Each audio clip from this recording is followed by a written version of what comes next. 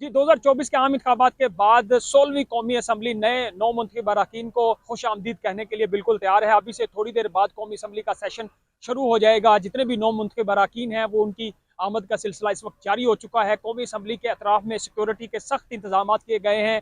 बाहर भी FC और इस्लामाबाद पुलिस के जो एहलकार हैं वो तैनात किए गए हैं। और पार्लियामेंट के अंदरूनी अतराफ में भी, जहाँ पे मैं मौजूद हूँ, यहाँ पे भी सिक्योरिटी के सख्त इंतजाम किए गए हैं। किसी भी गैर मुतलका जो अफराद हैं उनको पार्लियामेंट के अंदर आने की इजाज़त नहीं है। इससे पहले जो मखसूस जो सहाफ़ियों के लिए कार्ड जारी किए गए थे वो भी मनसूख कर दिए गए। और जो अरकान असम्बली हैं 9 मुंतखब, उनके साथ चंद अफराद को सेशन देखने के आने की इजाज़त थी, लेकिन वो भी कैंसिल कर दी गई है। अब हम देख रहे हैं कि सिर्फ 9 मुंतखब अरकान असम्बली और उनके साथ खसूसी जो अफराद हैं उन्हीं को सिर्फ पार्लियामेंट के अंदर जाने की इजाज़त दी जा रही है। इसके अलावा पार्लियामेंट के अहाता में भी बहुत ज़्यादा सिक्योरिटी के सख्त इंतजाम हैं। अभी हम देख रहे हैं कि कौमी असम्बली का जो आज ये इजलास बुलाया गया है, ये सदर मुमलिकत की तरफ से नहीं बल्कि सेक्रेटेरिएट कौमी असम्बली की तरफ से बुलाया गया है। और जो कौमी असम्बली की तरफ से नोटिफिकेशन जारी किया गया उसमें यह भी कहा गया कि ये जो असम्बली का इजलास बुलाया गया है, सदर मुमलिकत के इंतजार करने के बावजूद उन्होंने ये इजलास नहीं बुलाया, जिसके बाद ये इजलास अब कॉल किया गया है।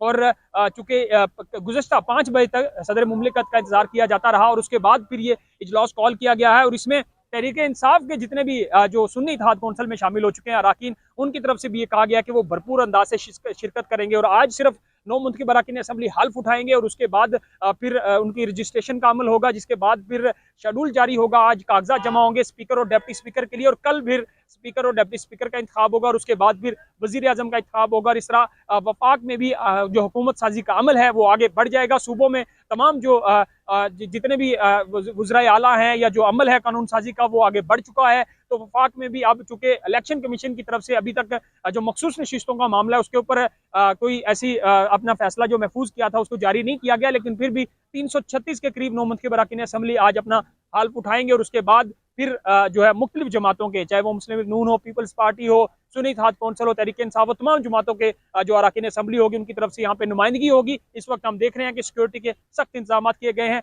और नई असम्बली का जो अमल है वो शुरू हो चुका है।